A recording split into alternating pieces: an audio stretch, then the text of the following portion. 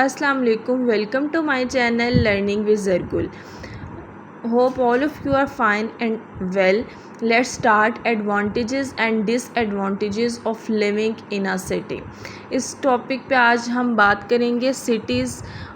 अब एडवांटेजेस देखते हैं. Advantages: cities often have good schools and lots of opportunities for kids to learn and grow. Cities are great places to make friends. Cities have lot of different kinds of restaurants and food options. Cities usually have buses and trains. Cities have more job opportunities.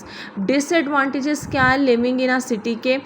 कुछ यहाँ पे देख लेते हैं. Cities can be very crowded and noisy.